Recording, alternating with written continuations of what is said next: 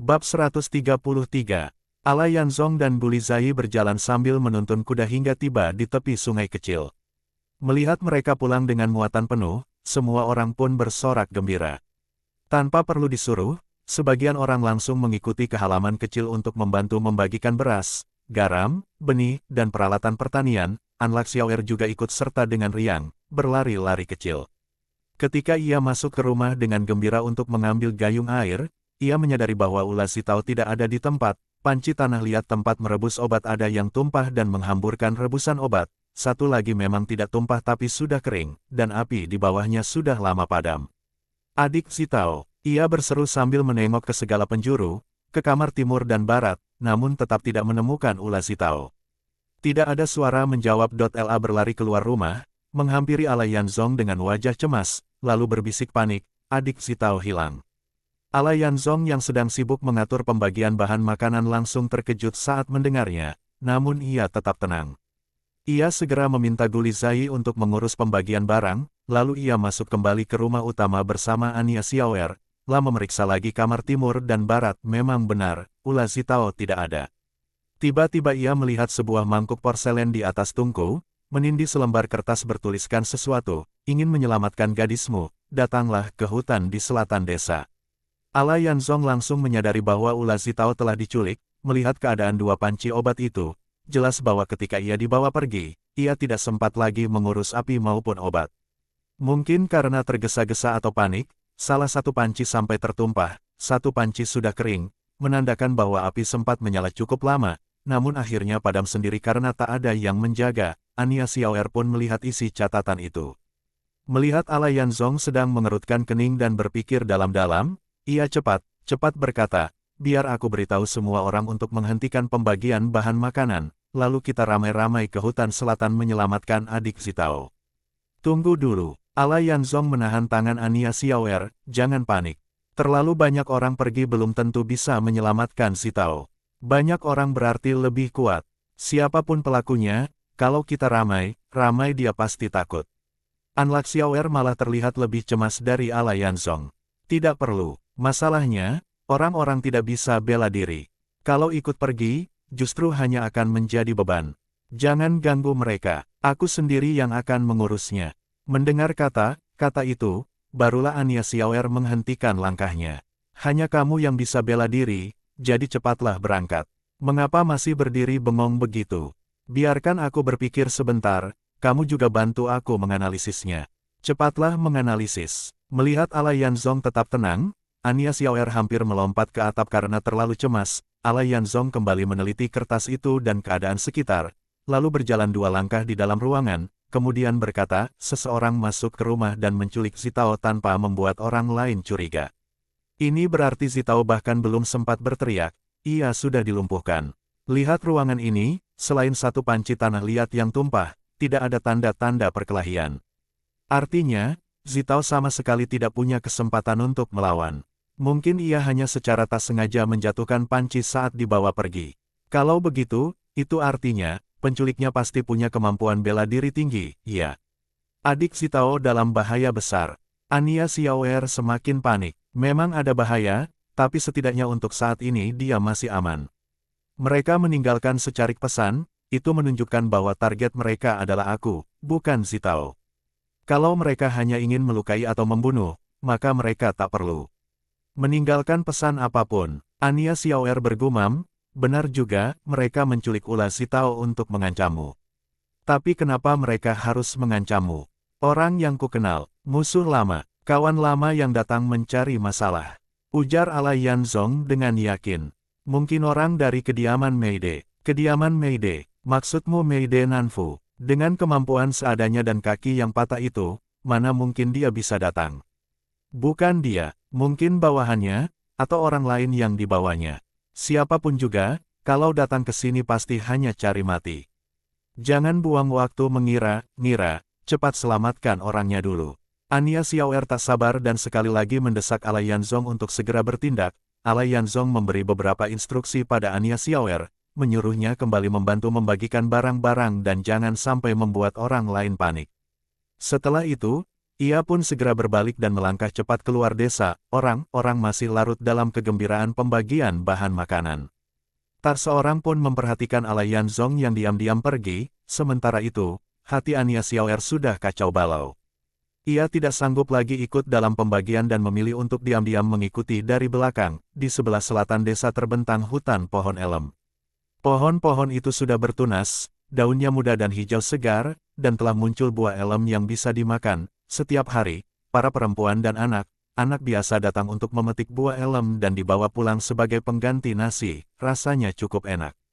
Karena siang baru saja lewat, saat ini tak ada siapa-siapa di dalam hutan. Begitu tiba di tepi hutan, Alayan Zong mencabut pedang pendeknya dan dengan sangat waspada melangkah masuk. Sembari berjalan, ia mengamati sekeliling dan memasang telinga, mendengarkan dengan saksama segala gerakan di dalam hutan. Setelah masuk kira-kira 20 meter ke dalam hutan, ia berhenti. Tak terlihat seorang pun di depan. Namun selain suara dedaunan tertiup angin, ia bisa merasakan detak jantung dan napas dari 6 orang. Ia mulai mengenali dan membedakan posisi tiap orang satu persatu. Satu detak jantung tentu miliknya sendiri dan tak perlu dipikirkan. Ada satu detak yang berdegup lebih cepat, dan di antara keenamnya, detak itu paling lemah, namun sangat dikenalnya. Alayan Zong tahu, itu adalah Ula Sitao, namun posisinya yang paling jauh darinya, 4 detak jantung lainnya terdengar asing. Salah satu dari mereka memiliki detak jantung yang lambat, stabil, dan kuat, jelas orang terkuat di antara mereka. Jarak keenamnya dari Alayan Zong lebih dari 30 meter. Alayan Zong memperkirakan pihak lawan sudah melihat dirinya sejak lama, hanya saja belum muncul. Maka ia pun berseru, "Keluarlah, aku sudah datang." Begitu suara itu terucap, seorang lelaki muncul dari balik pohon tak jauh di depan. Tingginya sekitar 8 kaki, mengenakan jubah sutra hitam, rambutnya disanggul, dan di tangannya tergenggam sebilah pedang panjang. Wajahnya suram dan kelam, lalu ia berkata dengan nada lambat, "Benar-benar bernyali besar dan berilmu tinggi, berani datang sendirian." Alayan Zong tak menggubris kata itu, langsung bertanya, "Di mana orangku?" Orang itu menjawab, "Dia tidak apa-apa. Kami menangkapnya hanya untuk memancingmu keluar.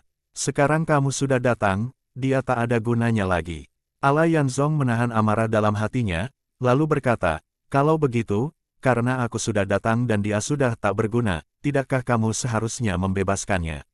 Tak berguna bukan berarti harus dibebaskan. Kamu tak perlu peduli soal itu lagi. Begitu ucapannya selesai, ia mengayunkan pedang panjangnya, sebatang pohon kecil seukuran lengan manusia pun langsung tertebas, terputus dengan bersih pada potongan miring berbentuk tapak kuda. Ranting-ranting pohon pun jatuh dengan suara berderak ke tanah, namun wajah Alayan Zong tak menunjukkan reaksi sedikit pun terhadap unjuk kekuatan itu. Bahkan matanya pun tak berkedip, hanya terus menatap lelaki tinggi pemegang pedang itu. Orang itu melihat bahwa gertakannya gagal membuat lawan gentar, maka ia tak lagi pamer. Ia langsung mengangkat pedangnya dan melompat menyerang, bayangan hitam melesat. Pedang panjang menebas udara, jarak 30 meter dilibas dalam sekejap, tubuh bergerak, angin berhembus, pepohonan bergoyang, dan pedang jatuh. Ketika mata pedang hanya tinggal 1 jengkal dari kepala Alayan Zong, barulah ia bergerak, mengangkat pedang dan menghindar. Terdengar bunyi, dan pedang panjang itu terpental, dan Alayan Zong telah berada di belakang lawannya. Dalam sekejap mata, tak ada yang bisa melihat bagaimana gerakannya, namun pedang pendek itu telah meluncur melewati leher si lelaki tinggi pemegang pedang, semburan darah memancar, pedang panjang jatuh menghantam tanah, dan tubuh besar itu roboh dengan suara gemuruh. Alayan Zong yang membelakanginya tidak menoleh lagi, niatnya adalah menyelamatkan orang, mana mungkin ia menyia-nyiakan waktu untuk berlama-lama bertarung. Satu tebasan, nyawa melayang. Begitu kakinya menyentuh tanah, tiba-tiba terdengar suara, susel, sebatang anak panah melesat cepat menuju dadanya. Namun Alayan Zong mengangkat tangan kirinya, praak. Ia berhasil menangkap batang anak panah itu. Tubuhnya segera berputar, dan dengan gerakan melingkar, ia melempar balik panah itu ke arah asalnya, terdengar satu teriakan, lalu sunyi senyap kembali.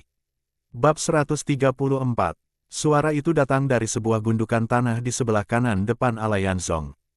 Tatkala menatap ke arah itu, tampak seorang lelaki berpakaian hitam tergeletak di sana, tak bergerak sama sekali. Dari balik gundukan perlahan-lahan muncul seseorang. Orang ini bertubuh jauh lebih tinggi, tinggi badannya mencapai 9 kaki, berpakaian jubah sutra ungu, pedang sepanjang 3 kaki berkilau dengan cahaya dingin, wajahnya serius, suaranya nyaring dan menggelegar. Hebat sekali, kematian Telang di tanganmu memang pantas. Alai Yanzong mendengar itu, hatinya terkejut. Orang ini tahu Telang kubunuh. Berarti latar belakangnya pasti tidak biasa. Ia pasti bukan orang dari kediaman Meide semata.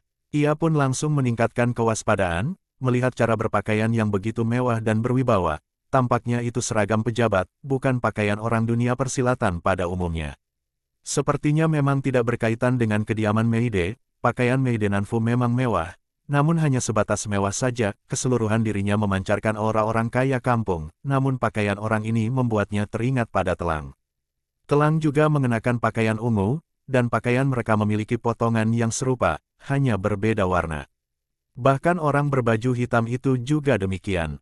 Dulu, 2 orang berpakaian hitam yang terkena pisau terbangnya pun berpakaian serupa, orang yang dikirim oleh pemerintah. Tampaknya perburuan terhadap dirinya masih berlanjut.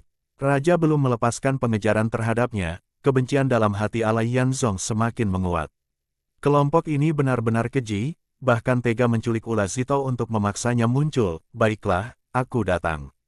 Alai Yanzong tahu, bila tidak menyingkirkan para anjing pemburu ini, maka ia juga tak akan bisa menyelamatkan Ula Zitao. Semua kata-kata hanya membuang waktu saja. Tanpa ragu ia melompat, lihat pedangku. Sekejap, ia telah tiba di hadapan pendekar berbaju ungu. Pedang pendeknya menari, berkilau seperti bunga, bagaikan pusaran angin menyerbu ke arah pria berbaju ungu. Pria itu pun memutar pedang panjangnya, angin mendesir keras, cahaya pedang berkilau. Seketika, bayangan hijau dan ungu bertaut jadi satu, pedang pendek dan pedang panjang saling beradu. Dalam sekejap, angin kencang meledak, ranting bergoyang. Dedaunan berterbangan, rerumputan berterbangan, batang pohon patah, seperti guntur meledak dari tanah yang datar.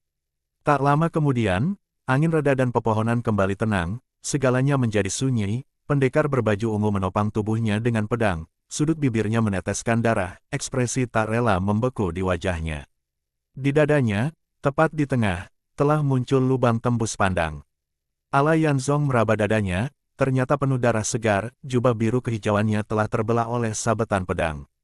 Ia segera menekan beberapa titik akupuntur di dada untuk menghentikan pendarahan, meski rasa sakit yang terus menyengat menandakan bahwa ia telah terluka, namun ia tak sempat memikirkan itu. Kekhawatirannya hanya tertuju pada keselamatan Ula Zitao. Ia mengatur napas dan segera berlari menuju gundukan tanah. Setiba di sana, ia melihat Ula Zitao diikat pada sebatang pohon elem, mulutnya disumpal kain. Saat melihat kedatangannya, tubuhnya menggeliat, mengeluarkan suara teredam seolah memanggil dirinya. Tiba-tiba, seberkas bayangan kelabu melesat cepat ke arah selatan. Alai Yanzong merasa sosok itu tampak familiar, namun karena tak sempat melihat wajahnya, ia tak bisa memastikan siapa gerangan. Sambil menahan rasa sakit, ia bergegas mendekati Ula Zitao, melepaskan kain dari mulutnya, dan menebas tali pengikatnya dengan pedang. Ula Zitao langsung menangis terseduh, dan hendak melemparkan diri ke pelukannya. Namun begitu melihat luka di dadanya, ia langsung meraba sekitar luka itu dengan kedua tangan, dan tangisannya makin menjadi-jadi. Alai Yanzong mengangkat tangan kiri, memeluknya erat dan menenangkan. Sudah tak apa-apa, sudah aman. Saat ia kembali mengangkat kepala untuk melihat bayangan yang melarikan diri tadi, sosok itu telah lenyap tanpa jejak.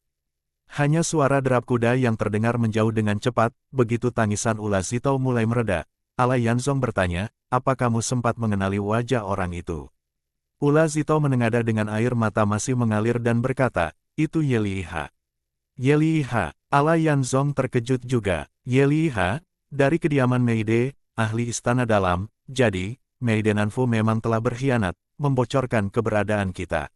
Saat itu, Ula Zitao melihat luka di dada Alai Yanzong masih mengeluarkan darah, lah memonyongkan bibir dan kembali menangis. Kamu terluka, biar aku bantu membalutnya. Alai Yanzong menunduk menatap dadanya, lalu berkata, tak apa-apa, lukanya tidak parah, darah pun sudah berhenti. Tak bawa obat luka, nanti kita urus setelah kembali. Pada saat yang sama, terdengar suara dari kejauhan, Zitao, adik Zitao. Kamu tidak apa-apa, kan? Ternyata An La Xiaoer telah berlari ke arah mereka. Tadi, ia mengintip diam-diam dari balik gundukan di tepi hutan dan menyaksikan Alai Yanzong mengalahkan para penculikannya dalam beberapa jurus. Keberaniannya pun tumbuh, Lalu ia segera bangkit dan berlari mendekat, melihat Alai Yanzong dan Ula Zitao berpelukan erat. Ia sendiri merasa kikuk, sambil menggaruk-garuk kepala, ia berkata, "Ah, ah." Dilihat dari pakaian mereka, sepertinya bukan perampok, malah lebih mirip orang pemerintah. Ula Zitao masih sesenggukan, air mata menggantung di pipinya. Sambil memonyongkan bibir, ia berkata, "Kakak Xiaoer, itu Ye Liha yang memancing mereka kemari." "Ye Liha, bajingan itu, kenapa tidak kulihat dia? Di mana dia?" Ula Zitao menunjuk ke arah selatan. "Sudah kabur." Saat itu juga, Ania Xiaoer melihat noda darah di dada Alai Yanzong. "Saudara, kamu terluka. Apa tidak apa-apa, biar aku bantu Mary balutnya." Alai Yanzong melepaskan pelukannya dari Ula Zitao dan mengibaskan tangan. "Tak perlu, nanti saja setelah pulang." Tiba-tiba terdengar ringkikan kuda. Ia mengangkat tangan dan menunjuk ke selatan hutan. "Di sana ada kuda, mari kita lihat." Ania Xiaoer menatapnya dengan wajah cemas. "Kamu terluka, yakin masih kuat?" "Luka ringan, tak perlu dikhawatirkan." "Ayo." Ula Zitao kembali memonyongkan bibir sambil menangis kecil. "Luka sepanjang ini dibilang ringan."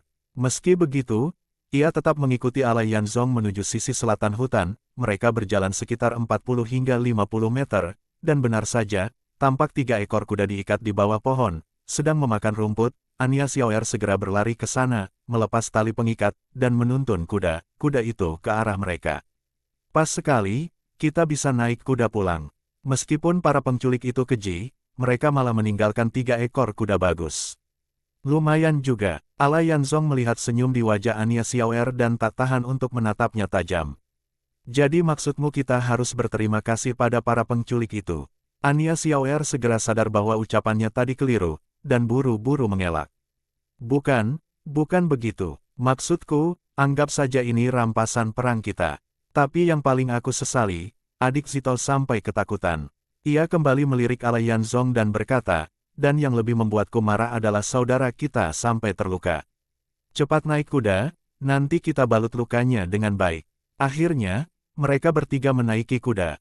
Baru berjalan sekitar 10 meter ke selatan, mereka telah mencapai jalan kecil di pedesaan. Derap kuda bergemuruh, debu beterbangan. Mereka memutar arah, tak lama kemudian tiba kembali di halaman kecil di desa. Para penduduk sudah membagikan semua bahan makanan dan meninggalkan halaman. Kuda merah berumbai dan kuda biru besar sudah diikat di bawah pohon, sedang memakan rumput segar yang entah dibawa siapa. Setelah turun dari kuda, Ania Xiaoer mengikat semua kuda di pohon lainnya. Ula Zitao pun menemani Alai Yanzong masuk ke dalam rumah untuk membalut lukanya. Sementara itu, Ania Xiaoer melihat sebuah karung kain tergeletak di dekat tungku. Saat diangkat, ternyata isinya sekitar 10 kati beras, pemberian dari para penduduk. Di sampingnya, sebuah kendi tanah liat berisi beberapa ekor ikan segar. Dari dalam rumah terdengar suara Alai Yanzong, "Kakak Xiaoer, tolong carikan beberapa orang, urus jasad-jasad di dalam hutan itu."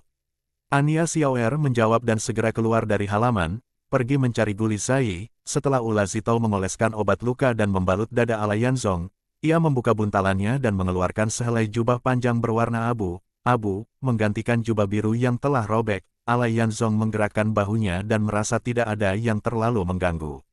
Lalu ia mengambil sebuah bungkusan kecil dari sudut ranjang, mengeluarkan sehelai pakaian wanita berwarna biru gelap, dan menyerahkannya kepada Ula Zitao. Ula Zitao melihat bahwa itu adalah jubah baru untuk wanita.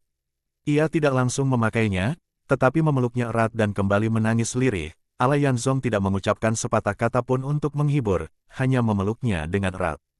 Sebab sebanyak apapun kata-kata tak akan mampu menggambarkan perasaan di antara mereka, tak bisa menjelaskan kasih sayang yang dalam, tak bisa mengutarakan perhatian yang sudah tumbuh sampai ke akar tulang. Bab 135. Penculikan terhadap Ula Zitao memang benar dilakukan oleh Ye Liha beserta bawahannya. Setelah kembali ke kediaman Meide Nanfu yang tulang pahanya patah memang membutuhkan masa pemulihan. Karena ikatan persaudaraan yang erat, Meide Nanfu tentu saja menanyakan bagaimana ia bisa terluka. Meide Nanfu pun menceritakan secara rinci seluruh pengalamannya selama beberapa hari perjalanan ke ibu kota kerajaan. Begitu mengetahui bahwa Alai Yanzong masih hidup, dan bahkan ketiganya dalam keadaan baik-baik saja, serta bahwa cedera di paha Meide Nanfu juga disebabkan oleh Alai Yanzong, Meide Nanfu bukan hanya terkejut, amarah dan kebenciannya tak terelakkan, terlebih lagi ketika mengingat kematian kakak sulung. adik keempat, dan keponakan mereka, ia pun sampai pada kesimpulan yang sama seperti dugaan Mei Denanfu, sehingga kebencian mereka terhadap Alai Yanzong semakin dalam. Sayangnya, mereka kekurangan orang berkemampuan tinggi. Busi Dongki yang dulunya cukup tangguh pun sudah mati di tangan Alai Yanzong. Hal ini membuat mereka merasa sangat terhina. Kini, satu-satunya kekuatan yang masih bisa diandalkan hanyalah dua bersaudara, Ye Li Heng dan Ye Li Ha. Namun, kedua orang ini sekalipun bersatu, paling hanya mampu menyamai kekuatan Alai Yanzong, dan itu pun menurut mereka sendiri. Mendengar laporan dari Chuan Yun pada malam kejadian itu, dikatakan bahwa kemampuan Alai Yanzong kini telah meningkat jauh, mungkin bahkan sepasang pendekar Ye Li itu pun belum tentu mampu membalaskan dendam. Setelah berdiskusi cukup panjang, kedua bersaudara itu akhirnya memutuskan untuk meminjam tangan pemerintah guna menyingkirkan Alai Yanzong. Mei Denanfu mengatakan bahwa saat dalam perjalanan pulang, ia memang sudah berniat mengutus seseorang untuk mengirim laporan ke ibu kota. Namun karena Alai Yanzong dan kedua temannya berada persis di belakang rombongan kereta, meskipun ia mengirim orang, kemungkinan besar akan dicegat. Maka, ia memilih untuk kembali ke kediaman lebih dulu, baru merancang langkah berikutnya, dalam memilih siapa yang akan dikirim ke ibu kota untuk mengabarkan situasi. Kedua bersaudara itu sangat berhati-hati. Bila pengutusnya berpangkat terlalu rendah, bukan hanya akan mempermalukan rahasia keluarga Meide, tapi juga bisa dianggap meremehkan urusan penting ini, dan menunjukkan sikap tidak hormat terhadap pihak istana. Secara logika, seharusnya salah satu dari mereka sendiri yang pergi. Namun Mei Denanfu sedang cedera dan tak bisa bergerak, sementara Mei Denanfu harus mengurus seluruh urusan kediaman, sehingga tidak cocok untuk meninggalkan tempat. Ye Li Heng tengah memimpin pasukan, sehingga hanya Ye Li Ha yang dianggap paling cocok untuk dikirim. Mengenai jabatan Ye Li Heng dan Ye Li Ha sebagai pemimpin dan wakil pemimpin pasukan tersebut, Mei Denanfu mengatakan bahwa laporan pengajuan sudah diserahkan ke istana, hanya saja belum sempat mendapatkan persetujuan sebelum ia kembali ke kediaman. Tiba-tiba, seorang pelayan datang melapor bahwa utusan dari ibu kota telah tiba. Mei Denanfu segera berdiri dan pergi menyambut mereka secara langsung di luar kediaman. Utusan pembawa titah dari istana datang membawa 3 hal. Pertama, ucapan penghargaan dan dorongan atas kontribusi kediaman Meide yang telah mengirim logistik berupa makanan dan ramuan untuk militer secara tepat waktu. Kedua, menyampaikan belasungkawa atas wafatnya Meide Nangki dan menyampaikan penghiburan resmi. Ketiga, penetapan resmi bahwa Ye Li Heng menjadi panglima pasukan, dan Ye Li Ha sebagai wakilnya. Bila mereka berhasil menunjukkan prestasi, maka sepulang dari tugas akan diberi penghargaan tambahan. Mei Denanfu pun memerintahkan orang untuk memanggil Ye Li Heng dan Ye Li Ha, kemudian bersama-sama menghadap untuk menyampaikan rasa terima kasih. Malam harinya, diselenggarakan perjamuan untuk menjamu sang utusan pembawa titah. Dalam perjamuan itu, tentu saja dibahas pula mengenai buronan istana, Alai Yanzong. Mei Denanfu bahkan menjadikan dugaan mereka sebagai sebuah kepastian, dan secara langsung menyatakan bahwa kematian Mei Denangki adalah akibat perbuatan Alai Yanzong. Utusan istana itu berkata bahwa membunuh pejabat resmi kerajaan adalah dosa besar yang pantas dihukum mati. Menangkap buronan ini berarti membalas dendam keluarga sekaligus menjalankan kewajiban negara. Mendengar bahwa kediaman Meide mengetahui keberadaan Alai Yanzong, sang utusan terlihat sangat bersemangat. Ia berkata bahwa ini adalah kesempatan besar bagi kediaman Meide untuk berjasa. Besar bagi kerajaan. Karena kemunculan pembunuh ini, Raja sampai 2 malam berturut-turut tidak bisa memeriksa dokumen kenegaraan seperti biasa. Itulah sebabnya persetujuan pengangkatan Ye Li Heng dan Ye Li Ha tertunda selama 2 hari, dan Raja pun sangat murka akan hal ini. Bila kediaman Meide benar-benar bisa menyediakan informasi akurat tentang keberadaan Alai Yanzong, dan pihak istana berhasil menangkapnya, maka kediaman Meide akan mencatat jasa besar bagi kerajaan. Mendengar itu, Mei Denanfu dan Mei Denanfu tentu saja sangat gembira. Mereka pun segera memutuskan untuk mengutus Ye Li Ha kembali ke ibu kota bersama sang utusan, guna membantu istana menangkap Alai Yanzong dan membawanya ke pengadilan. Sebagaimana yang dikatakan oleh utusan itu, Raja Mo Wujian memang sangat murka karena Alai Yanzong telah 2 kali menyusup ke istana di malam hari. Apalagi hingga saat ini Telanger belum juga kembali melapor, yang membuat Raja mencurigai telah terjadi sesuatu. Maka ia pun mengeluarkan titah agar Naiki Beyer menyelidiki urusan Telanger. Naiki Beyer memang sudah lama tidak akur dengan Telanger. Ilmu bela dirinya sedikit lebih unggul daripada Telanger, hanya saja kemampuannya dalam memimpin dianggap lebih rendah, sehingga pangkatnya 1 tingkat di bawah Telanger. Telanger adalah penjaga kehormatan berjubah ungu, sedangkan Naiki Beyer adalah penjaga merah. Sementara itu, para penjaga berjubah hitam adalah bawahan mereka berdua. Selama bertahun-tahun, Naiki Beyer selalu berada di bawah kendali Telanger.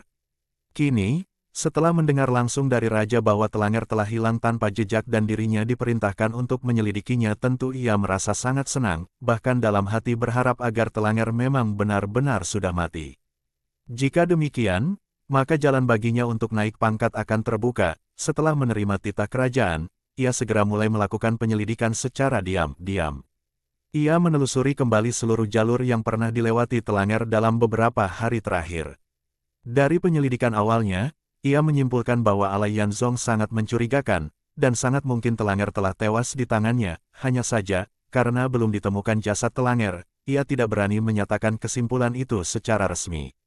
Namun dalam hati, ia amat menantikan agar dugaan itu benar. Ia menelusuri jalanan kota, mengikuti jalur pelarian Alai Yanzong, hingga sampai ke sebuah halaman rumah kosong. Di sanalah ia menemukan jejak aneh di tanah. Rumput liar di berbagai sudut halaman tampak tumbuh secara alami, sebagian sudah kering dan sebagian masih hijau.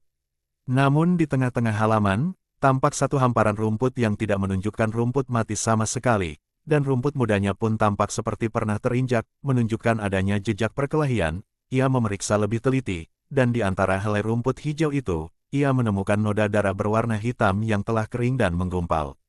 Hal itu menambah kuat rasa curiganya. Saat ia mengamati sebuah tembok roboh di sisi halaman, ia menemukan bahwa tembok itu berbeda dengan bagian-bagian tembok lain yang juga runtuh. Runtuhan yang lain tampak sudah tua dan lapuk, sementara bagian yang ini tampaknya baru saja runtuh.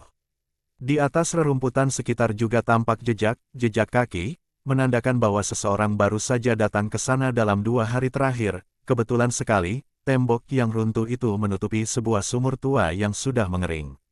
Hal ini membuatnya curiga, dan ia segera memerintahkan anak buahnya untuk mengangkat batu puing dari dalam sumur. Di sanalah mereka menemukan pedang panjang milik Telanger, dan juga jasadnya. Naiki Beyer girang bukan kepalang, hampir tak bisa menyembunyikan kegembiraannya. Ia segera mengirim laporan ke istana. Begitu Raja Mo Wujian mendengar bahwa Telanger benar-benar telah tewas, rasa takutnya terhadap Alai Yanzong semakin dalam. Ilmu bela diri Alai Yanzong bahkan lebih tinggi dari Telanger. Jika ia berniat membunuh raja, maka raja sendiri takkan bisa menyelamatkan diri. Daripada terus hidup dalam ketakutan, lebih baik menyingkirkan ancaman itu secepat mungkin. Raja pun segera mengangkat Naiki Beyer menjadi penjaga kehormatan berjubah ungu, jabatan yang sebelumnya dimiliki Telanger, dan memerintahkannya untuk menyelidiki keberadaan Alai Yanzong dengan ketat, serta menangkapnya hidup atau mati, boleh dibunuh lebih dahulu, baru dilaporkan kemudian. Naiki Beyer yang sudah naik pangkat, tentu menjadi semakin giat dan penuh semangat menjalankan tugasnya. Prioritas utamanya sekarang adalah mencari jejak sekecil apapun yang mengarah ke Alai Yanzong. Ia mendengar laporan dari pasukan penjaga istana bahwa Alai Yanzong sangat pandai menyamar, sehingga ia tidak percaya bahwa hanya dengan potret atau lukisan wajah bisa menangkapnya. Untuk menghadapi pendekar sehebat itu, penyelidikan harus dilakukan secara rahasia. Ia juga mendapat kabar bahwa dalam rombongan kereta rakyat yang mengirim bahan logistik ke ibu kota, terdapat orang yang mengenal si penyusup istana. Maka ia pun segera mencari rombongan itu untuk diselidiki. Namun, ketika sampai di gudang penyimpanan, ia mendapati bahwa rombongan itu telah selesai menyerahkan logistik dan telah kembali ke kampung halaman. Maka ia pun pergi ke gerbang selatan untuk memverifikasi kebenaran tersebut. Dengan memeriksa catatan keluar masuk dari pasukan penjaga gerbang kota, ia memastikan bahwa rombongan pembawa logistik memang telah meninggalkan kota. Saat ia mulai merasa kecewa, matanya tiba-tiba menangkap catatan tentang kendaraan pengangkut limbah dapur yang tercatat keluar masuk 2 kali sejak pagi, dan hal itu langsung menimbulkan kecurigaan dalam benaknya. Bab 136. Naiki Beyer memeriksa kembali catatan lama tentang kendaraan pengangkut limbah dapur yang keluar masuk gerbang kota, dan ia tidak pernah menemukan ada catatan kendaraan tersebut masuk dan keluar 2 kali pada pagi hari yang sama. Maka dari itu, ia pun melakukan penyelidikan secara mendetail terhadap para prajurit penjaga gerbang dan kepala regu yang bertugas hari itu. Setelah memahami situasinya, ia memerintahkan orang untuk mencari lelaki tua yang mengangkut limbah, dan membawanya ke kantor pemerintahan. Lelaki tua itu tak mampu menahan siksaan interogasi. akhirnya terpaksa mengaku, namun lelaki tua itu masih punya hati nurani.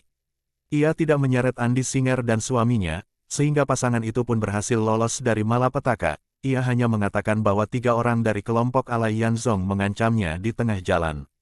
Jika ia tidak mengangkut mereka keluar kota, maka nyawanya menjadi taruhannya.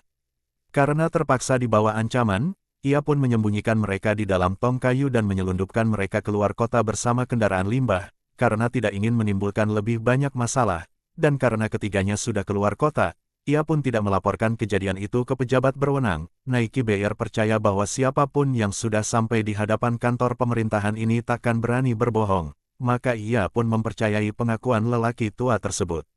Setelah menjatuhkan hukuman 10 cambukan tentara, lelaki tua itu pun dibebaskan. Kini telah dipastikan bahwa Alai Yanzong telah meninggalkan ibu kota. Namun jika hendak mengejarnya keluar kota tanpa petunjuk yang jelas, bukankah itu seperti mencari jarum dalam lautan? Betapa sulitnya itu, saat itulah ia teringat pada rombongan pengangkut logistik. Ini bisa jadi sebuah petunjuk yang sangat berharga. Sebab lelaki tua pengangkut limbah itu juga mengatakan bahwa setelah ketiga orang tersebut keluar dari tong kayu, mereka sempat berselisih dengan anggota rombongan tersebut. Tepat saat Naiki Beyer hendak menyelidiki keadaan para anggota rombongan logistik, pejabat yang diutus ke kediaman Meide membawa Ye Liha kembali ke ibu kota. Setelah mengetahui bahwa Ye Liha mengenal Alai Yanzong dan tahu bahwa ketiganya menuju ke arah kota burung Kijau Loxi, Naiki Beyer pun segera meminta izin, membawa 2 pengawal berpakaian hitam dan bersama Ye Liha berangkat mengejar ketiganya melalui jalan utama menuju kota burung Kijau Loxi. Karena tahu Alai Yanzong dan 2 temannya juga menunggang kuda, mereka berniat mengejar dengan menunggang kuda cepat dan melalui jalan pintas. Karena jaraknya tidak terlalu jauh dan kuda mereka berlari cepat, menjelang tengah hari mereka sampai di sebuah desa kecil.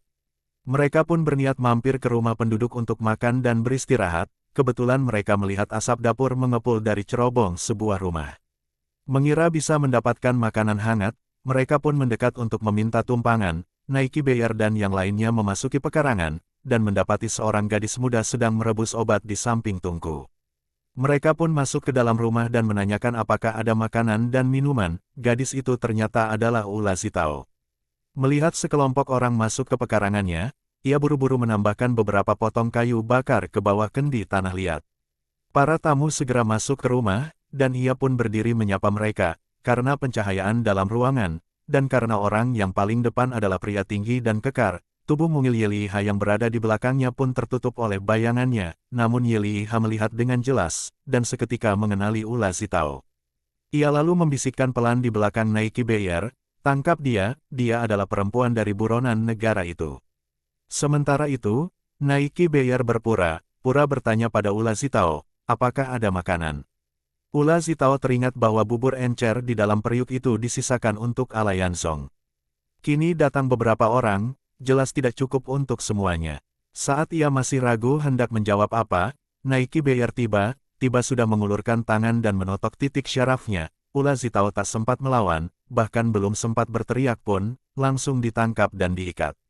Saat Naiki Beyer menariknya keluar, ia secara tak sengaja menendang sebuah kendi obat hingga terguling. Salah satu orang berbaju hitam meninggalkan secarik kertas, lalu membawa Ula Zitao dan menyembunyikannya di hutan elem. Rencana Naiki Beyer sebenarnya sangat sederhana. Ia berpikir bisa menangkap Alai Yanzong secara diam-diam, tanpa mengusik warga desa, dan dengan itu bisa memperoleh penghargaan serta naik jabatan.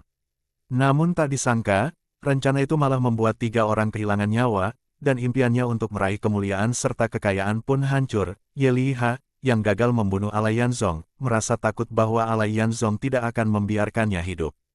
Maka ia pun melarikan diri dengan panik. Demi menyelamatkan diri, ia berlari cukup jauh. Ketika melihat tidak ada yang mengejarnya, barulah ia merasa sedikit tenang. Namun begitu berpikir bahwa misinya kali ini gagal total, ia pun mulai bingung bagaimana melaporkannya nanti. Alasan seperti apa yang bisa ia karang agar bisa lolos dari tanggung jawab. Sementara itu, setelah memakan bubur hangat yang telah disiapkan oleh Ula Zitao untuknya, Alai Yanzong mencuci bersih kendi tanah liat itu, lalu mengisi ulang dengan ramuan dan mulai merebus obat baru. Sebab masih ada beberapa warga yang sakit dan belum mendapat obat hari ini. Melihat Ula Zitao menjaga kendi dan menambahkan kayu bakar, Alai Yanzong duduk di sampingnya, namun pikirannya melayang ke tempat lain. Ye Liha telah melarikan diri, dan jejak mereka sudah terbongkar. Tempat ini sudah tidak aman lagi. Mereka harus segera meninggalkan desa ini, padahal semula mereka berniat menuju kota burung Qiaoloxi. Namun setelah sampai di sini, tempat ini terasa nyaman, ada tempat tinggal, ada warga desa, ada pasien yang membutuhkan, ada ikan di sungai, ada ladang untuk digarap. Rasanya bisa menetap dan membangun kehidupan baru di sini bukanlah pilihan buruk. Sayangnya, manusia hanya bisa berencana, dan kenyataan telah berkata lain. Mereka telah dikejar oleh pihak berwenang. Jika terus bertahan di sini, mungkin saja akan menyeret warga desa ke dalam bencana. Lebih baik pergi lebih awal. Kini mereka memiliki 5 ekor kuda. Tentu saja untuk 3 orang, tidak perlu sebanyak itu. Paling banyak mereka hanya memerlukan 3 ekor. Lalu bagaimana dengan 2 ekor kuda sisanya? Sekarang sedang musim tanam. Andai ditinggalkan di desa, kuda-kuda itu bisa membantu warga mengolah ladang, namun ini adalah kuda militer. Jika sampai diketahui pihak berwenang, warga desa bisa mendapat hukuman berat, bahkan kehilangan nyawa. Maka lebih baik kuda-kuda itu disembelih dan dagingnya dibagikan kepada warga. Meski berat di hati, tetapi itu pilihan yang paling aman. Saat itu juga, Anta Xiaoer kembali dari hutan elem setelah mengurus jenazah. Setelah menyuruh 2 orang lainnya pergi, Ala Yanzong hanya menyisakan Guli Zai untuk tetap bersamanya, maka Ala Yanzong pun mengungkapkan sepenuhnya rencananya untuk meninggalkan desa kecil itu. Guli Zai tentu merasa berat hati, namun ia juga tidak memiliki gagasan yang lebih baik. Ketika dibicarakan soal rencana untuk menyembelih 2 ekor kuda, Guli Zai berkata, meski persediaan makanan tidak banyak, tapi sekarang kami sudah bisa menangkap cukup ikan segar setiap hari. Rasanya belum sampai pada titik harus menyembelih kuda. Jika bisa, alangkah baiknya jika 2 ekor kuda itu tetap disimpan. Petani yang ingin mengangkut hasil bumi ke pasar tentu akan sangat terbantu. Ala Yanzong lalu menganalisis, entah itu dari kediaman Meide maupun dari pihak istana, dalam waktu dekat kemungkinan besar akan ada orang yang datang mengacau ke sini. Kalau kita ingin menyimpan kuda, tidak mungkin tetap dipelihara di desa ini. Desa ini terlalu terbuka, di mana bisa kita sembunyikan kuda-kuda itu? Guli Zai menepuk pahanya, kenapa kita bisa lupa? Ada tempat terbaik untuk memelihara kuda. 10 i ke barat dari sini, ada sebuah bukit. Tanahnya subur, rumputnya lebat, sangat cocok untuk merumputkan kuda. Kita bisa menggiring kuda ke sana dan memeliharanya selama 1 bulan. Setelah keadaan tenang, baru kita bawa kembali ke desa. Dengan begitu, tidak akan membahayakan siapapun. Ala Yanzong berpikir sejenak, dan merasa itu memang solusi sementara yang cukup baik. Hanya saja, harus ada orang yang bersedia tinggal di bukit itu untuk menjaga kuda. Guli Zai segera menawarkan diri, itu urusan mudah, biar aku saja yang pergi. Alamnya bagus, airnya jernih, rumputnya hijau, tempat itu menyenangkan. Namun Ala Yanzong menggeleng, kamu tidak bisa pergi. Kamu masih harus mengatur kehidupan warga, dan banyak makanan juga perlu kamu kelola dan distribusikan. Lebih baik nanti kita tanya siapa yang bersedia menjaga kuda di bukit itu. Lalu, bangunlah sebuah gubuk kecil di sana, supaya ada tempat berteduh dari hujan dan angin. Guli Zai merasa tugas ini tidak mudah, dan memang harus dipikirkan dengan cermat. Ala Yanzong berkata lagi, hari ini juga kita harus tentukan siapa yang akan tinggal di bukit. Besok segera berangkat ke sana dan mulai membangun gubuk. Kuda harus segera disembunyikan. Bisa jadi dalam 1-2 hari ini, orang-orang dari pemerintah akan datang. Kekhawatiran Ala Yanzong itu bukan tanpa alasan, dan kenyataannya, hal itu memang benar-benar akan terjadi. Bab 137. Keesokan paginya, Guli Zai membawa 2 orang, yakni mereka yang kemarin turut bersama Ania Xiaoer menguburkan jenazah. Kedua orang ini berani dan bersedia pergi ke bukit tanah untuk menjaga kuda. Ala Yanzong menyuruh mereka berdua mencari sebuah gerobak dorong, lalu pulang mengambil selimut dan kasur, meminjam sekop besi, kapak, gergaji kayu, serta mengumpulkan tali dari rumah warga. Mereka juga menyiapkan seperangkat peralatan masak, persediaan makanan untuk beberapa hari, serta 1 karung ikan kering. Awalnya Ala Yanzong ingin agar Ula Zitao tinggal di rumah untuk terus merebus ramuan obat bagi warga desa. Namun karena kejadian kemarin, Ula Zitao enggan ditinggal sendirian di rumah. Maka Guli Zai mencari seorang perempuan yang bersedia menggantikan Ula Zitao dalam tugas merebus obat. Ala Yanzong menyiapkan ramuan obat untuk perempuan itu, menjelaskan secara detail hal-hal yang perlu diperhatikan, serta cara membagikannya kepada pasien. Perempuan itu cerdas, ia mengingat semua penjelasan dengan baik, sehingga Alayan Zong pun merasa tenang. Rombongan 6 orang pun berangkat, 5 orang menunggang kuda, 1 orang mendorong gerobak. Mereka bergerak menuju Bukit Tanah. Alayan Zong, Ula Zitao, dan Guli Zai memacu kuda mereka lebih dulu, untuk mencari lokasi yang tepat guna membangun gubuk. Saat tiba di kaki Bukit Tanah, Ula Zitao bersorak riang dari atas punggung kudanya ketika melihat hamparan bunga dan rumput hijau yang indah dari kejauhan. Melihat keceriaannya, Alayan Zong tersenyum tipis di ujung bibir. Ia membiarkan gadis itu menikmati kebebasannya berlari-lari di tengah bunga, sementara dirinya bersama Guli Zai terus menunggang kuda masuk ke area bukit. Ketika sampai di lereng tempat mereka biasa memetik tanaman obat, Alayan Zong berkata pada Guli Zai, tanaman obat ini harus terus dikumpulkan. Meskipun kita sudah punya banyak, tapi aku ingin membawa sebagian agar bisa digunakan untuk membantu lebih banyak pasien. Tanaman yang baru dipetik bisa disortir dan dikeringkan, lalu diolah menjadi ramuan agar para pasien bisa sembuh sepenuhnya. Guli Zai melihat bukit yang dipenuhi bunga dan rumput, lalu berkata, sungguh berhati mulia, Tuan Muda. Tenang saja, aku akan mengatur warga untuk mengumpulkan tanaman obat itu. Alayan Zong menggeleng, tidak perlu mengumpulkan orang khusus untuk itu. 2 orang penjaga kuda bisa memetik tanaman sambil menggembala. Dan satu hal lagi, setelah merebus ramuan obat, pastikan setiap orang minum sedikit, itu bisa mencegah penyakit demam menular. Guli Zai mengangguk, baik, aku sudah catat semuanya. Keduanya lalu menunggang kuda sekitar 2 hingga 300 meter ke arah barat. Di lereng utara, mereka menemukan sebuah area yang cukup curam, namun bagian bawahnya datar. Lokasi ini menghadap matahari, cocok untuk mendirikan gubuk. Mereka pun turun dari kuda. Setelah memeriksa topografi dan tumbuhan di sekitarnya, mereka memutuskan untuk membangun di sana. Sekitar 50 meter ke barat terdapat hutan bambu, dan di sebelah utaranya lagi adalah hutan campuran. Di sisi barat daya terbentang lahan terbuka yang cocok untuk menggembalakan kuda. Tidak jauh di selatan, mengalir sebuah parit kecil, airnya jernih dan tenang, seolah berasal dari mata air pegunungan, sumber air yang sangat ideal. Tempat ini benar-benar ideal, bahkan membuat Alayan Zong sempat berpikir untuk tinggal menetap di sini. Namun itu hanya sekadar pikiran, gaya hidup menyendiri di pegunungan ini bukan jalan hidupnya. Guli Zai melihat Alayan Zong terdiam menikmati keindahan alam pegunungan, Lapun berkata agar Alayan Zong beristirahat sejenak di sana, sementara ia kembali menjemput anggota rombongan lainnya. Tak lama kemudian, Ula Zitao yang lebih dulu memacu kudanya datang menghampiri. Ia melompat turun dan langsung berjalan ke arah Alayan Zong dengan senyum mengembang. Di tangannya ada seikat bunga segar, yang segera ia sodorkan ke bawah hidung Alayan Zong. Sambil berkata manja, coba cium ini, harum tidak? Alayan Zong mengendus sedikit, lalu tersenyum, harum, tentu saja harum. Bunga yang dipetik oleh Zitao tak mungkin tidak harum. Bunga harum, orangnya lebih harum lagi. Ucapan itu membuat Ula Zitao tertegun, seolah tak terbiasa mendengar kalimat seperti itu darinya. Wajahnya langsung merona, ia memalingkan muka sambil tersenyum dan pura-pura menyalahkan, sejak kapan kamu jadi pandai merayu seperti ini? Alayan Zong menggaruk kepalanya, bagaimana bisa ini disebut merayu? Aku hanya menyatakan kenyataan saja. Ula Zitao pun menoleh lagi, menatapnya dalam dengan mata yang penuh perasaan. Tadi kulihat kamu melihat pemandangan gunung dan sungai begitu terpesona, jadi aku bawakan bunga ini supaya jiwamu kembali.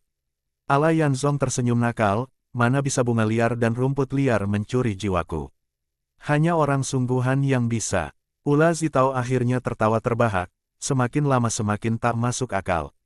Kemudian Alayan Zong merangkul pinggang Ula Zitao, menunjuk ke arah lereng berumput dan hutan bambu di barat. Lihat, di sana cocok untuk menggembalakan kuda, dan di sana bisa berteduh. Kalau bangun gubuk di sini, suasananya sungguh bagus. Ula Zitao menatapnya sambil membalikkan tubuh dalam pelukannya dan bertanya, apa kamu berniat untuk hidup mengasingkan diri di pegunungan ini? Memang sempat terlintas pikiran seperti itu. Alayan Zong masih tersenyum, namun tatapannya telah mengarah ke kejauhan. Ula Zitao melepaskan diri dari pelukannya dan mengerucutkan bibir sambil berkata, kalau begitu, kamu bukan lagi pendekar, bukan pula tabib agung. Kamu akan seperti pertapa tua di gunung yang hidup menyendiri. Lalu kapan cita-citamu untuk menolong dunia dengan obatmu akan tercapai? Alayanzong segera menjelaskan, aku hanya sempat terlintas memikirkannya, hanya sekilas saja. Apa tidak boleh? Tempat ini memang bagus, tapi ini bukan tempat impianku. Aku masih ingin menjelajahi dunia bersama Zitao. Ula Zitao tertawa senang, nah, itu baru kakakku yang sebenarnya. Tapi juga tak mungkin kita terus mengembara tanpa arah. Saat mereka berdua sedang bercanda dan tertawa, Gulizai pun datang bersama rombongan. Pertama-tama, mereka menggiring kuda ke padang terbuka di barat daya, dan Ula Zitao bertugas menggembalakan kuda di sana. Sementara itu, 5 orang lainnya mulai bekerja, membagi tugas, membersihkan rerumputan liar, meratakan tanah, mengukur dimensi, menggali lubang pondasi, menebang bambu, memisahkan daun, memotong batang bambu, membelahnya jadi lembaran, menanam tiang, mengikat rangka bambu, mengumpulkan jerami kering, mencampur tanah liat, menutup dinding, memasang atap, menyusun tungku, membuat pintu bambu, dan memasang pagar bambu keliling. Kerja keras mereka pun dimulai, membangun gubuk baru di tengah alam liar, demi perlindungan dan kelangsungan hidup. Menjelang sore hari, akhirnya gubuk bambu dengan 2 ruangan terpisah berhasil dibangun. Beberapa orang kemudian menebang kayu kering untuk menyalakan api di dapur guna menghangatkan dan mengeringkan ruangan. Gulizai mengatur untuk memotong beberapa batang kayu, lalu merakit 2 ranjang kayu sederhana. Di atasnya mereka letakkan jerami kering dan selimut, agar bisa digunakan untuk tidur malam itu. Dengan begitu, tempat tinggal bagi manusia dan tempat istirahat bagi kuda pun sudah tersedia. Tempat itu telah tampak seperti rumah baru yang layak huni. Melihat hasil kerja keras mereka seharian, kelima orang itu saling menatap dan tersenyum. 2 pria yang sukarela meninggalkan desa demi menjaga kuda pun terus memuji, mengatakan bahwa tempat ini bahkan lebih indah daripada rumah mereka sendiri. Alayanzong mengingatkan mereka, jika ada sesuatu yang kurang, mereka bisa kembali ke desa mencari Gulizai. Namun sebisa mungkin dilakukan, pada malam hari dan pergi meninggalkan desa saat pagi sekali, agar tidak menarik perhatian dan membocorkan jejak mereka. Saat matahari mulai condong ke barat dan langit dihiasi cahaya senja, 4 orang menunggang 3 ekor kuda. Alayanzong dan Ula Zitao menunggang kuda yang sama, lalu memulai perjalanan kembali ke desa melalui jalan gunung. Hari itu sepertinya menjadi hari yang menyenangkan bagi Ula Zitao. Ia tampak masih penuh semangat dan sepanjang jalan terus bercanda dan tertawa lepas. Suara tawanya yang ceria berkali-kali menggema di antara pepohonan. Ania Xiaoer menggoda, kami semua sudah lelah setengah mati, kamu malah bersenang-senang. Ula Zitao membalas dengan santai, kalau begitu kamu pun coba jadi perempuan saja, mungkin kamu akan lebih senang dari aku. Hahaha, Gulizai tertawa dan menimpali, tapi Zitao bukan cuma main-main. Dia juga menggembala kuda seharian, memetik banyak jamur.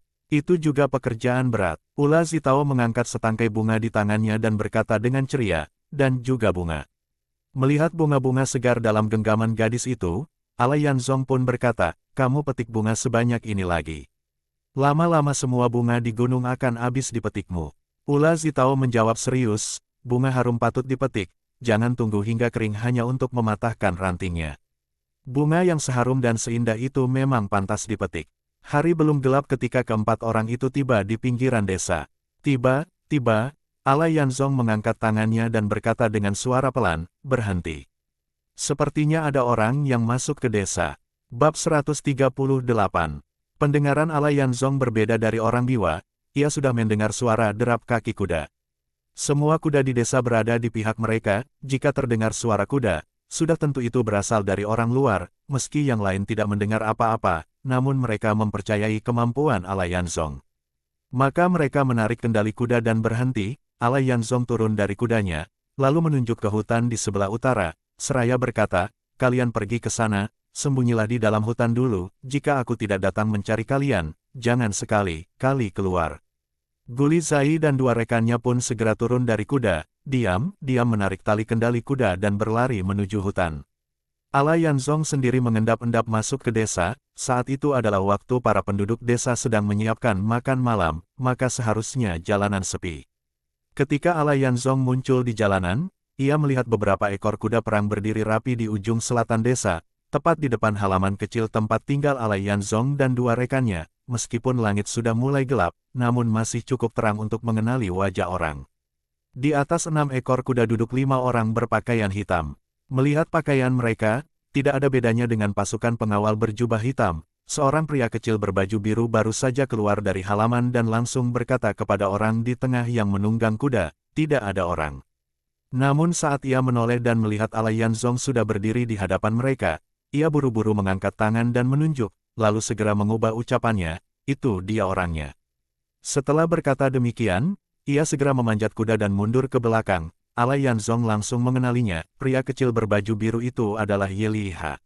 Bajingan licik itu kembali lagi dengan membawa orang, hal ini sudah diperkirakan oleh Alayanzong, hanya saja ia tidak menyangka mereka akan datang secepat ini. Orang yang berada di tengah menggerakkan kendali kuda dan maju beberapa langkah, lalu bertanya, "Kamu yang bernama Alayanzong?" Alayanzong melihat orang itu berusia sekitar 40 tahun, rambutnya disanggul, alisnya tebal, matanya dalam, hidungnya bengkok seperti paruh elang, dan janggutnya panjang sekitar 1 kaki. Alayanzong langsung menebak, mereka pasti adalah kelompok lain yang dikirim oleh pemerintah. Maka ia berdiri dengan sikap angkuh, tanpa rasa panik, dan menjawab dengan tenang, "Akulah orangnya. Tidak tahu apa keperluan kalian datang kemari." Orang itu terkejut dan menunjuk dengan cambuk kudanya, "Tangkap pengkhianat ini."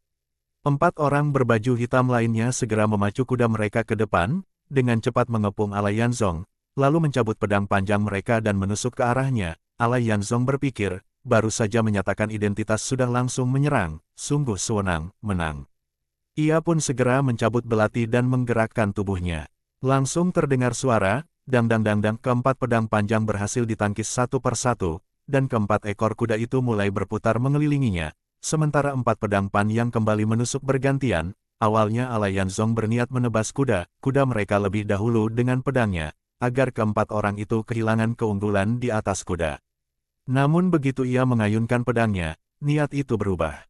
Ia segera menarik kembali serangannya. Hari ini ia sengaja membangun gubuk di perbukitan tanah demi menyembunyikan 2 ekor kuda unggulan. Jika hendak memelihara 2 ekor, menambah beberapa ekor lagi pun tidak masalah. Maka ia tidak ingin melukai kuda-kuda itu, meski ia menarik kembali pedangnya, keempat pedang lawan tidak berhenti menyerang. Alayanzong menyalurkan tenaga dalam ke dalam pedang pendeknya, lalu menebas ke atas. 4 pedang panjang yang menyerangnya dari atas kepala terbanting mundur satu persatu. Keempat pria berbaju hitam itu merasakan bahwa kekuatan serangan kali ini jauh berbeda dari sebelumnya. Mereka tidak lagi mampu menggenggam erat pedang panjang mereka, senjata itu terlepas entah kemana. Menyadari bahwa mereka tak mampu bertarung lagi, mereka segera menarik tali kekang dan menjauh, namun, mana mungkin Alayanzong membiarkan mereka melarikan diri. Ia melompat dan menebas salah satu dari mereka yang paling dekat. Orang itu hanya sempat merunduk di atas pelana, tetapi lehernya sudah lebih dulu tersayat oleh pedang pendek. Ia pun terjatuh dari kudanya, masih melayang di udara. Alayanzong memutar tubuhnya dan melemparkan 3 bilah pisau terbang. 3 pria berbaju hitam yang sudah menjauh 2 hingga 3 zam pun roboh serempak dan terjatuh dari kuda. 4 ekor kuda perang, kini tanpa penunggang, berlari menjauh dengan sendirinya. Melihat semua itu, pria parubaya berbaju hitam tidak menunjukkan keterkejutan, ataupun ketakutan. Ia turun dari kudanya, lalu melangkah ke depan dan berkata, "Hebat sekali. Tak heran kalau kakak seperguruanku tewas di tanganmu. Sepertinya hari ini aku pun harus berusaha keras untuk membalaskan dendamnya." Alayanzong mendengar perkataannya dengan jelas, namun belum memahami maksudnya. "Siapa kakak seperguruanmu?" "Orang berpakaian ungu dari pasukan Jinwei, Naiki Beyer, yang kamu bunuh kemarin, dialah kakakku. Hari ini aku datang memang untuk membalas dendam," jawab pria itu sambil menyisir janggutnya. Ucapannya tenang dan perlahan, seolah urusan membalas dendam hanyalah perkara biasa. Alayanzong tertawa ringan. "Anjing pemburu kerajaan meniburuku karena menjalankan perintah. Mati di tanganku bukanlah persoalan dendam pribadi." Pengawal Jinwei parubaya itu menyeringai dingin. "Aku tidak peduli urusan itu. Aku hanya datang untuk balas dendam. Serahkan nyawamu." Tadi ia masih bersikap santai, namun kini kedua telapak tangannya mulai bergerak lincah. Angin pun berhembus kencang saat ia menyerang Alayanzong. Melihat lawannya tidak mengeluarkan senjata, Alayanzong menduga bahwa orang ini pasti percaya diri dengan kekuatan dalamnya. Maka ia pun menyarungkan kembali pedang pendeknya ke pinggang, lalu mengangkat telapak tangan untuk menyambut serangan. Begitu keempat telapak tangan saling beradu, terdengarlah suara bom. Seperti guntur teredam, tanah di bawah kaki mereka pun bergetar. Ye Liha, yang sejak tadi bersembunyi di kejauhan sambil menunggang kuda, terdorong mundur beberapa langkah saat menarik kendali kudanya. Wajahnya yang sudah tampak licik, kini berubah sangat ketakutan. Cara ia menggenggam tali kekang memperlihatkan niat untuk lari, namun ia seolah belum berani benar-benar melakukannya. Begitu bentrokan pertama terjadi, Ala Yanzong langsung merasakan kekuatan tenaga dalam lawannya sangat kuat. Bukan hanya jauh melebihi Telanger, bahkan lebih hebat daripada Nike Beyer yang ia lawan kemarin. Dadanya seketika terasa nyeri hebat, luka di dada yang belum pulih kembali robek akibat guncangan tenaga dalam. Sementara itu, pria parubaya itu juga menyadari bahwa kekuatan Ala Yanzong tidak sembarangan. Ia sendiri tidak dalam kondisi baik. Ketika ia mengayunkan kedua telapak tangannya lagi, kekuatannya sudah jauh berkurang dari sebelumnya. Meski demikian, Ala Yanzong tetap mengangkat kedua tangannya, sambil menahan rasa sakit di dada, dan menyambut serangan kedua lawannya. Terdengar suara P1A, ketika keempat telapak tangan beradu, keduanya memuntahkan darah segar di saat yang bersamaan. Darah itu bahkan memercik ke wajah masing-masing. Ala Yanzong mundur beberapa langkah, menahan sakit luar biasa di seluruh tubuhnya, lalu berdiri tegak sambil menatap lawannya dengan mata tajam. Pria parubaya itu pun mundur beberapa langkah, tubuhnya sempat berguncang, namun tidak sampai jatuh, bahkan tidak sempat menyeka darah di sudut mulutnya dan tetap menatap tajam Ala Yanzong. Begitulah, keduanya saling menatap selama beberapa menit. Tak seorang pun bergerak menyerang, namun juga tidak mundur. Tidak ada kata-kata, hanya tatapan yang saling menancap dalam. Ye Liha yang bersembunyi dari kejauhan tak mengerti mengapa keduanya tiba-tiba berhenti bertarung. Namun ia juga tidak berani mendekat untuk menanyakan apa yang terjadi. Maju tidak berani, mundur pun ragu, melarikan diri lebih-lebih tidak berani. Ia hanya berdiri bengong, menyaksikan kedua orang yang sedang beradu tatapan itu. Apa yang tidak ia ketahui adalah, andai sekarang ia berani memacu kuda dan menebaskan sebilah pedang, Ala Yanzong sudah tak lagi memiliki kekuatan untuk membalas. Ia akan menjadi mangsa yang tak berdaya. Langit semakin gelap, sosok kedua orang itu mulai tampak samar-samar. Pria parubaya itu akhirnya bergerak. Namun bukannya menyerang, ia justru perlahan-lahan melangkah mundur, 1 langkah, 2 langkah, 3 langkah. Ia makin menjauh dari Ala Yanzong. Saat tiba di samping kudanya, ia langsung menggapai pelana dan naik ke atas, lalu melarikan diri dengan cepat. Ye Liha yang sudah tidak sabar dari tadi segera menyusul dan memacu kudanya mengejar. Begitu kedua orang itu lenyap dari pandangan, Ala Yanzong langsung duduk di tanah dan segera menyalurkan tenaga dalam untuk menyembuhkan diri. Sekitar setengah jam kemudian, barulah ia merasakan bahwa kondisi tubuhnya mulai pulih. Rasa sakit di bagian tubuh lain sudah reda, dan luka di dada tidak lagi terasa mencabik-cabik. Saat ia hendak berdiri, terdengarlah suara langkah kaki Guli Zai dan 2 rekannya yang berlari dari arah belakang. Bab 139. Ula Zitao berlari tergesa-gesa mendekat, hampir saja tersandung mayat di bawah kakinya. Saat melihat Ala Yanzong duduk di tanah dan baru hendak bangkit, ia segera maju untuk membantu menopangnya. Melihat keringat mengucur di wajah Ala Yanzong, ia bertanya dengan cemas, "Kamu terluka? Luka di mana? Parah tidak?" Saat tangannya menyentuh dada Ala Yanzong, ia merasakan permukaan yang lengket. "Aduh, dadamu berdarah lagi. Cepat, biar kulihat." Ala Yanzong tersenyum tipis, berusaha menenangkannya. "Sudah tidak apa-apa, jangan khawatir." Ania Xiaoer juga datang menghampiri. Ketika melihat 4 mayat tergeletak di tanah, ia berseru kaget, ternyata yang datang tidak sedikit. Ala Yanzong menoleh dan berkata, "Masih ada 2 orang yang berhasil melarikan diri." Ia menatap ke arah beberapa ekor kuda yang berdiri tidak jauh dari mayat-mayat itu, dekat dinding.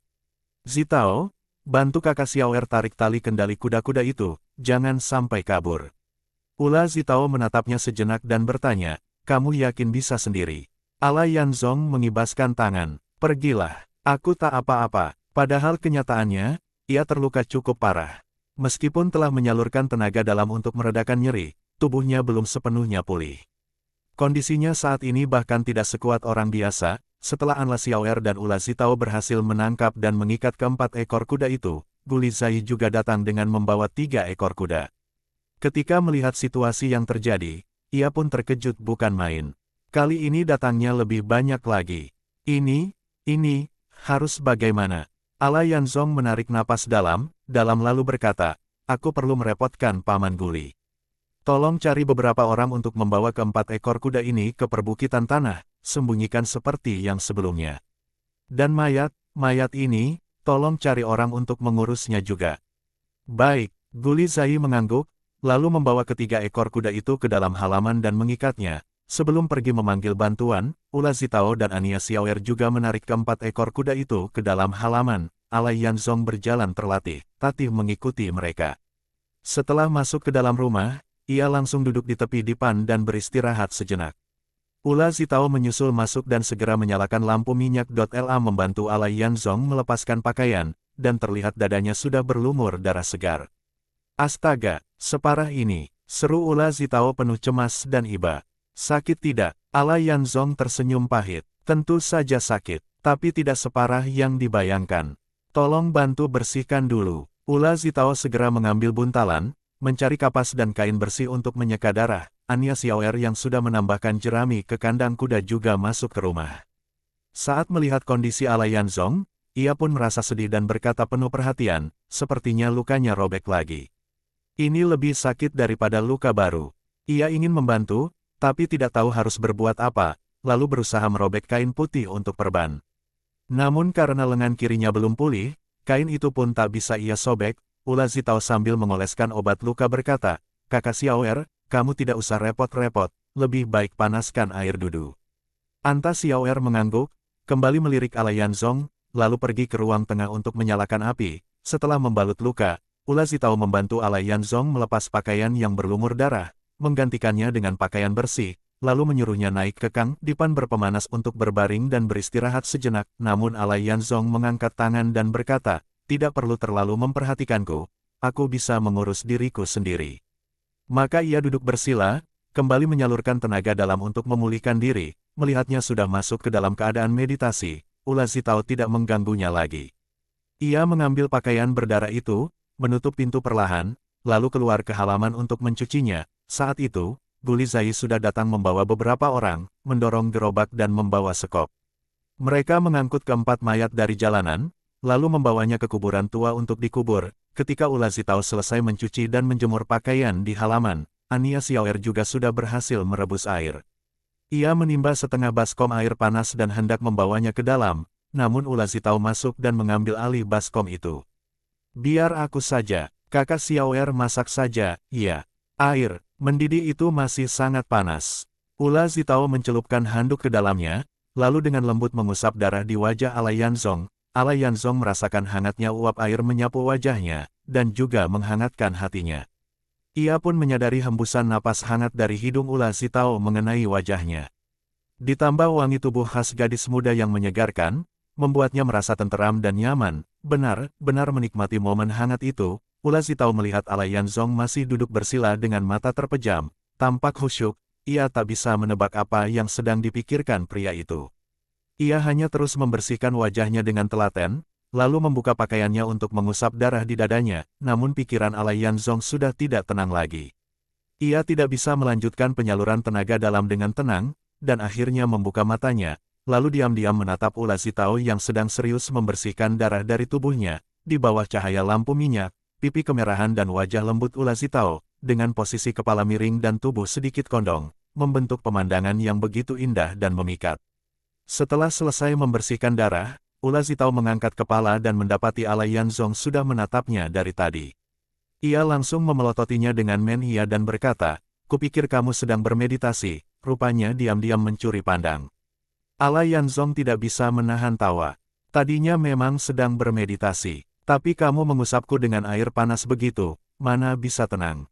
Begitu kubuka mata dan melihat ada gadis secantik ini di hadapanku, mana bisa kembali tenang. Lagi pula, kenapa harus diam-diam? Melihat secara terang-terangan, kenapa tidak? Ula Zitao tersipu dan tersenyum, lalu menepuk ringan bahu Alai Yanzong dan bangkit untuk mencuci handuk. Alai Yanzong tersenyum sambil menggelengkan kepala, lalu segera memusatkan diri menyalurkan tenaga dalam. Gadis cantik tidak akan kemana, tapi menyembuhkan luka lebih penting. Tak butuh waktu lama, tubuhnya pun mulai mengeluarkan hawa panas, masakan Ania Xiaoer pun matang. Selain menanak bubur dalam satu panci besar, ia juga merebus 2 ekor ikan. Ula Zitao segera memanggil Alai Yanzong, menyuruhnya makan lebih banyak ikan agar bisa memulihkan tubuhnya. Tak lama setelah mereka selesai makan, Guli Zai datang bersama beberapa orang. Ia menyuruh orang itu mengembalikan gerobak dan sekop terlebih dahulu, lalu kembali ke halaman tempat Alai Yanzong dan yang lainnya berada. Melihat Guli Zai masuk, Alai Yanzong segera berkata, "Paman Guli, makanlah dulu, masih ada makanan di dalam panci." "Orang-orang tadi sudah makan belum?" Guli Zai menjawab, "Mereka semua sudah makan. Ini ada 3 bilah pisau terbang, ini milikmu, bukan?" Katanya sambil mengeluarkan 3 bilah pisau dari saku dan menyerahkannya. Alai Yanzong menerima pisau. Pisau itu masih mengilat, darahnya sudah dilap bersih. Ia tertawa, "Terima kasih, Paman Guli. Aku sampai lupa mengambilnya kembali." "Ah, tak usah sungkan," jawab Guli Zai. "Aku makan dulu." Ia pun duduk di depan meja makan. Ania Xiaoer sudah menyiapkan semangkuk bubur terakhir untuknya, dan di atas meja masih tersisa setengah ekor ikan. Guli Zai makan dengan lahap, nyaris seperti orang kelaparan yang belum menyentuh makanan seharian. Lalu Ula Zitao membawakannya semangkuk air panas dan berkata, "Paman Guli, pelan-pelan makannya, nanti tersedak." Guli Zai menyelipkan sepotong ikan ke dalam mulut dan sambil mengunyah menjawab, "Tak bisa pelan-pelan, aku harus cepat makan. Nanti orang-orang berdatangan, aku belum selesai makan, bisa repot." Semua yang mendengarnya tertawa. Begitu Guli Zai selesai makan dengan cepat seolah menyapu sisa badai. Orang yang tadi mengangkut mayat pun mulai berdatangan ke halaman. Guli Zai mendorong mangkuk dan berkata, "Xiaoer, mencuci mangkuk. Urusanmu, aku pergi dulu." Selesai berkata, ia langsung beranjak keluar, memanggil beberapa orang untuk melepaskan ikatan tali di pohon elem, lalu membawa kuda. Kuda itu keluar halaman menuju bukit tanah. Alai Yanzong menatap mereka hingga tak terlihat lagi, baru kemudian berkata, "Malam ini bersiap-siaplah, kemas semua barang, besok pagi-pagi kita tinggalkan tempat ini." Ania Xiaoer pergi mencuci panci dan peralatan makan, lalu mempersiapkan makanan kering untuk dibawa. Ula Zitao mulai membereskan pakaian dan barang-barang. Alai Yanzong setelah selesai mengemas beberapa ramuan yang sudah dikeringkan, kembali naik ke kandang duduk bersih untuk menyalurkan tenaga dalam. Bab 140. Saat Ula Zitao terbangun, Alai Yanzong sudah selesai berlatih jurus di halaman. Setelah semalaman menyalurkan tenaga dalam dan menstabilkan pernapasan, tubuhnya sudah pulih sepenuhnya. Jangkauan pendengarannya pun semakin luas. Duduk di dalam rumah saja ia sudah bisa menangkap suara-suara pelan dari jalanan. Ini merupakan tanda bahwa kemampuan dalamnya telah meningkat. Setelah memberi makan kuda, Alai Yanzong masuk ke dalam rumah. Ania Xiaoer sedang menyiapkan sarapan, sementara Ula Zitao tengah mencuci muka. Alai Yanzong berkata, "Setelah makan, Zitao bereskan barang-barang, Xiaoer siapkan bekal kering, aku akan memeriksa warga untuk terakhir kalinya, sekalian berpamitan." Ania Xiaoer menambahkan sebatang kayu ke perapian dan berkata, "Tadi malam aku sudah menyangrai beras, mengeringkan ikan, dan menyiapkan cukup garam. Kita bisa berangkat kapan saja. Pagi ini aku memasak bubur encer dan menumis jamur. Mari kita makan yang lembut, karena di perjalanan nanti hanya makanan kering yang bisa kita makan." Alai Yanzong mengangguk, "Baik. Ingat, isi penuh kantong air." "Aku malah lupa." Anja Xiaoer buru pergi mencari kantong air. Ula Zitao memiringkan kepala sambil menyisir rambut panjang kemasannya, tersenyum dan berkata, "Kamu benar-benar perhatian, barang-barang sudah siap semua." Alai Yanzong baru saja melangkah ke dalam kamar, melihat selimut masih tergeletak di atas dipan, ia langsung menariknya dan mulai melipat sambil berkata, "Kalau tidak perhatian, bagaimana bisa? Selimut ini kita bawa juga, meski sudah usang, tapi tetap hangat. Kita punya kuda, bawaan banyak tak masalah."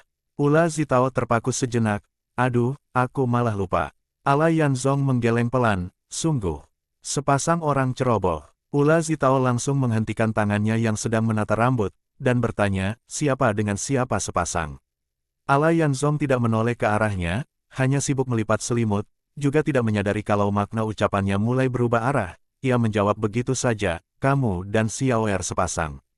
Ania Xiaoer yang sedang menuangkan air ke dalam kantong langsung tersentak, air dalam gayung tumpah ke lantai. Untung tak ada yang memperhatikan, ia pun diam saja. Setelah terpaku sesaat, ia lanjut menuangkan air. Alai Yanzong pun merasa ada yang tidak beres dengan ucapannya, segera menjelaskan, "Maksudku, kalian berdua itu sama-sama ceroboh. Kalau aku tidak perhatian, mana bisa jalan?" Ula Zitao malah tertawa, "Aku hanya menggodamu, malah kamu yang panik. Cepat cuci muka, sebentar lagi makan." Setelah selesai menata rambut, ia lalu menuangkan air cuci muka untuk Alayanzong. Selesai mengisi air, Anya Xiaoer perlahan berjongkok di samping tungku, menambahkan sebatang kayu lagi ke dalam perapian. Setelah makan, Ula Zitao bersikeras ikut Alayanzong menemui warga desa, sementara Anya Xiaoer tinggal untuk membereskan barang terakhir. Begitu keluar rumah, Alayanzong langsung mendatangi rumah sebelah. Nenek tua yang tinggal di sana sedang memasak. Melihat mereka berdua masuk ke halaman, ia buru-buru menyambut. "Nenek, aku datang untuk berpamitan. Kami akan pergi," kata Alayanzong sambil menggenggam kedua tangan nenek yang kurus dan kering. Nenek itu tampak sangat kebingungan. Suaranya tetap lemah seperti sebelumnya. "Kalian tinggal baik-baik saja, mengapa harus pergi? Ada beberapa hal yang sebaiknya nenek tidak tahu. Aku tidak ingin melibatkan siapapun, lebih baik kami pergi, jaga kesehatan baik-baik." "Ya, Nek. Tubuhku memang lemah, tapi aku tidak sakit." "Nak, tidak usah khawatir. Selama ini aku sangat terbantu berkatmu, kamu mengantarkan beras dan ikan untukku, hidupku jadi lebih baik daripada sebelumnya." Saat berkata demikian, dari mata keriput si nenek mengalir 2 tetes air mata. Melihat hal itu, Ula Zitao menyikut Alayanzong dengan pelan dan berkata, "Nenek, kami masih harus mampir ke rumah-rumah yang lain. Tolong jaga diri baik-baik." Setelah berkata demikian, ia pun berbalik hendak pergi, namun si nenek cepat-cepat berkata, tunggu sebentar." Ia menarik tangannya dari genggaman Alayanzong dan tergesa-gesa masuk ke dalam rumah. Tak lama kemudian, ia keluar kembali sambil memeluk sebuah selimut. Dengan bibir kering yang bergetar, ia berkata, "Nak, bawa selimut ini bersamamu. Ini selimut baru yang kubikin 2 hari ini. Memang tidak ada kain baru, jadi kubikin dari pakaian bekas. Meski sudah tua dan banyak tambalan, tapi tidak robek. Kalian akan membutuhkannya di perjalanan." Alayanzong dan Ula Zitao bersikeras menolak. Namun nenek itu berkata, "Kalian harus menerimanya. Jika tidak, hatiku tidak akan tenang." 2 tetes air mata kembali mengalir dari matanya. Alayanzong dan Ula Zitao saling menatap, lalu Alayanzong berkata, "Kalau begitu, kami terima, ya." Ia pun mengeluarkan beberapa keping perak dari kantong dalam dan memaksa memberikannya kepada si nenek, namun nenek itu segera menolak, "Nak, uang tidak berguna di sini. Keping perak yang kamu berikan sebelumnya, sampai mati pun aku takkan sempat membelanjakannya. Lebih baik kalian simpan saja, kalian akan membutuhkannya dalam perjalanan." Setelah saling menolak beberapa kali, pada akhirnya si nenek tetap tidak mau menerima uang tersebut. Ketika Alayanzong keluar dari halaman sambil memeluk selimut baru itu, air mata pun tak tertahankan lagi dan mengalir di wajahnya. Ia segera membawa selimut itu pulang dan meminta Anya Xiaoer untuk melipatnya dan memasukkannya ke dalam barang bawaan. Alayanzong dan Ula Zitao pun kembali keluar, mengunjungi rumah warga satu persatu untuk berpamitan. Begitu mendengar bahwa mereka akan meninggalkan desa, semua warga menunjukkan wajah penuh kesedihan dan terus mencoba menahan mereka agar tetap tinggal. Ketika mereka tiba di rumah Gulizai, lelaki parubaya itu baru saja selesai makan dan berkata bahwa ia memang sedang mencari Alayanzong. Begitu bertemu, ia pun tak kuasa menahan tangis, matanya basah dan sesekali menyeka air mata dengan tangan. Sejak keluar dari rumah si nenek tadi, mata Ula Zitao sudah tampak memerah. Ia mulai merasa menyesal ikut Alayanzong berpamitan kepada warga desa. Namun pada saat yang sama, ia juga sangat tersentuh oleh ketulusan warga yang begitu berat melepaskan mereka. Perasaan itu sangat berharga. Jika ia tidak ikut, bagaimana mungkin ia bisa merasakannya sendiri? Perasaan Alayanzong pun berat. Tenggorokannya terasa tersumbat, dan ia pun semakin sedikit berbicara. Gulizai pun tidak berkata banyak lagi, hanya diam-diam mengikuti mereka berdua dari belakang, terus mendampingi kunjungan perpisahan ke rumah warga. Desa itu terdiri dari lebih dari 20 keluarga, dan semuanya sudah mereka kunjungi. Alayanzong mendapati bahwa para pasien sakit ringan yang sebelumnya pernah ia tangani, kini sudah sembuh sepenuhnya. Dari 3 orang yang sebelumnya tergolong sakit berat, kini pasien yang menderita gangguan pencernaan sudah pulih dan dapat makan dengan normal. 2 lainnya yang sempat terjangkit wabah pun keadaannya sudah stabil. Bila terus minum obat untuk beberapa waktu lagi, kemungkinan besar mereka akan sembuh total. Hal ini membuat Alayanzong merasa tenang. Kepada perempuan yang pernah ia ajari merebus ramuan obat, Alayanzong menyampaikan harapan agar kelak ia dapat terus membantu warga dalam meracik dan merebus obat. Perempuan itu mengangguk dengan mata berlinang. menyanggupi permintaan itu tanpa ragu. Saat Alayan Zong dan Ula Zitao kembali ke halaman rumah kecil mereka bersama Gulizai, mereka mendapati bahwa sudah ada 7 hingga 8 orang warga yang menunggu di sana. Yang mengejutkan bagi Alayan Zong adalah, selain barang dan bekal kering yang telah dipersiapkan oleh Ania Xiaoer di atas kuda, kini ada beberapa kantong tambahan pula. Anja Xiaoer menjelaskan bahwa itu adalah pemberian dari para warga, jamur dan buah-buahan kering. Perasaan haru pun kembali mengalir. Setelah mengucapkan terima kasih kepada warga, Alayan Zong merasa bahwa mereka harus segera pergi. Semakin lama mereka tinggal, perpisahan akan semakin berat. Bila ragu, bisa jadi ia malah tak sanggup beranjak. Namun demi tidak menyeret warga desa ke dalam kesulitan yang mungkin datang, mereka tetap harus pergi. Ia memeriksa kembali barang bawaannya dan mendapati bahwa kantong berisi ramuan obat yang ia persiapkan sendiri tidak terbawa. Ia segera masuk ke dalam dan mengikatnya di pelana kuda. Ania Xiaoer melihat itu, buru-buru meminta maaf, yang itu aku lupa lagi. Aja Yanzong hanya menoleh dan menatapnya sejenak, tanpa mengucapkan sepatah kata pun untuk menyalahkan. Ula Zitao pun mendekat dan berbisik di telinga Ala Yanzong, kamu memang sangat ceroboh. Ania Xiaoer tidak membalas, hanya melirik Ula Zitao sambil tersenyum tanpa suara. Bertiga mereka menuntun kuda keluar dari halaman. Di jalan utama, sudah berdiri begitu banyak orang, hampir seluruh penduduk desa datang. Ketiganya kembali tersentuh oleh sambutan itu. Tanpa banyak kata, mereka membungkukkan badan memberi hormat dan ucapan terima kasih. Mereka naik ke atas kuda dan menunggang ke arah utara. Dari belakang, terdengar suara warga yang meneriakkan ucapan perpisahan, pahlawan muda, jaga diri. Tabib Sakti, jaga diri. Xiaoer, jaga diri. Zitao, hati-hati ya. Di atas punggung kuda, ketiganya sudah tak kuasa membendung air mata.